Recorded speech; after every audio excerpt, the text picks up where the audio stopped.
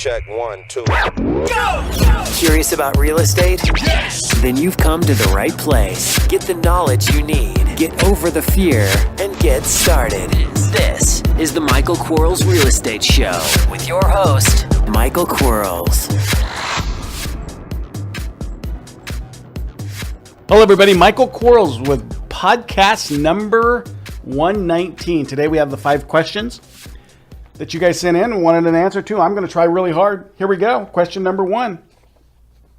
How long on average is it taking you to sell the homes you buy at as is value?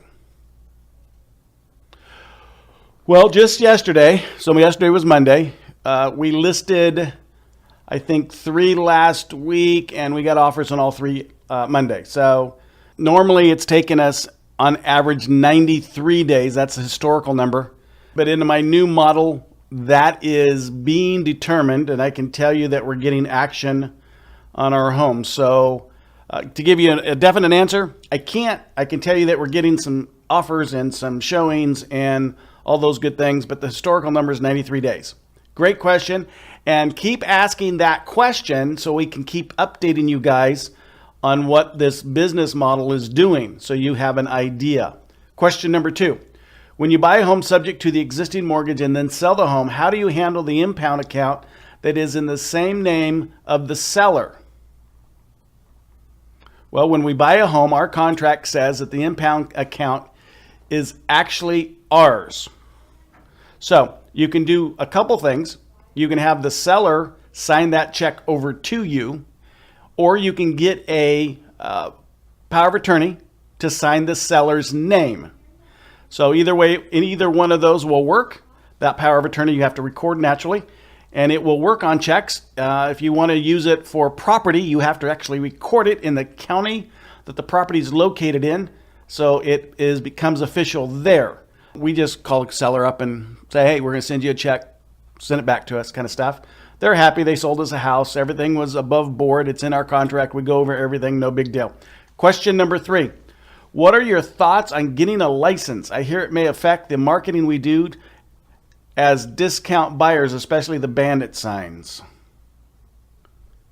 Okay, I'm going to ask that question one more time.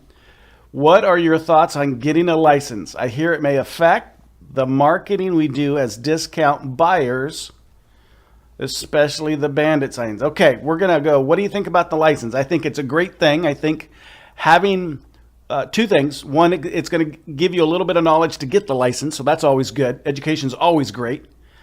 It's going to give you exposure to the MLS in your local area, which is absolutely friggin' fantastic. I'm not promoting that you actually list your own properties, because I don't think that's the highest and best use of your time trying to save that 3 or 6%. But having access is great. And you can have access without a license, just become an assistant with someone and have an assistant type access.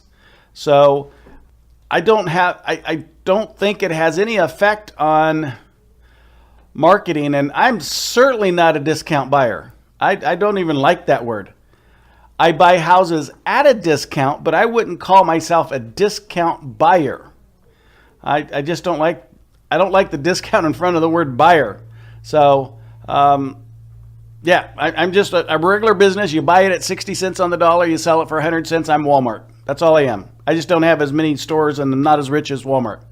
So, and I don't understand the especially in the bandit sign thing. Hey, but I got good news. Can I share some really cool news now that someone asked me about bandit signs? Can I?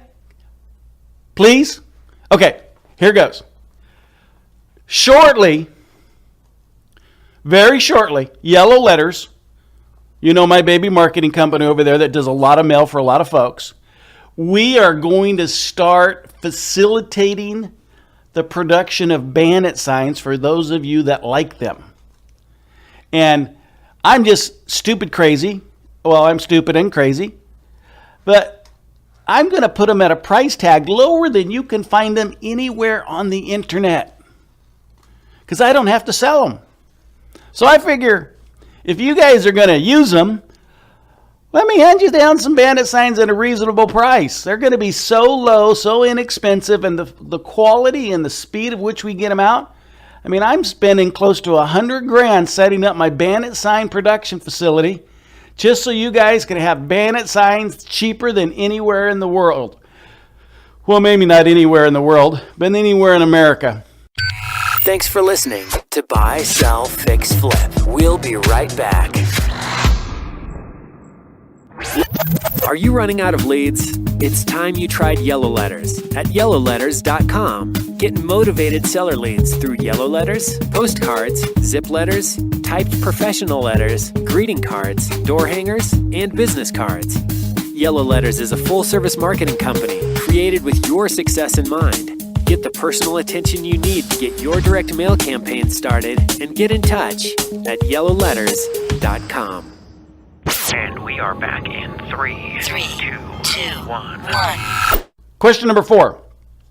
After sending out my marketing, I have received several phone calls that threaten me with legal action and or referring me to the state attorney general for harassment. Should I be concerned? The only time you should be concerned is if you didn't ask them if they had a house to sell. There's nothing illegal about sending someone mail.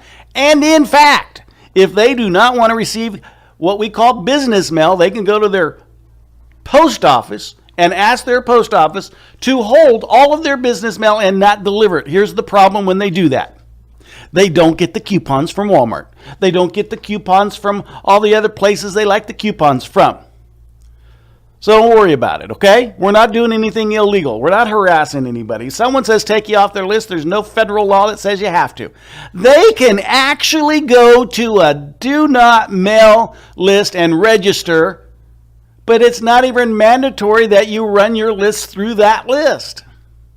And for those of you that are concerned about that, over at Yellow Letters, they have that service. You could ask them to run your list through the do not mail lists if that's a concern of yours. It costs a little bit more money, like any other data searches. Anytime we run through someone's data program, they charge us. We have to charge you. It's not that expensive. It's just one of those things. Question number 5. When listing the house for resale with a real estate agent, what kind of pricing strategy do you use? I have an appraisal. I know what it's worth. I have the BPO from the agent that gave me the BPO. They know what it's worth.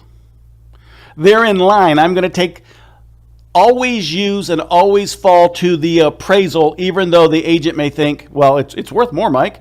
No, I have a backup. I have a formal appraisal by someone who's a professional appraisal. I'm going to go with that one. I've all of my numbers I've based upon that price tag, and I'm happy with that. Now, if I have a house, and here I've got one right now, folks. I've got one right now. Right across the street, just sold for $132,000. Same size, same neighborhood, right across the street. I mean, we're talking throw a rock, hit the window across the street. I bought my house at $55,000. It appraised at the as-is condition for $85,000. Now, I believe my house has gone up $20,000 since I bought it, because I have a comp across the street that's at 132. In fact, the appraiser came in when he dropped off his appraisal. He said, "Man, if you put 10 grand in that house, it'd be worth a lot more." I'm not going to put the $10,000 in there. I'm just going to raise the price 20 grand. I can't be stupid. I'm not going to be throwing money away.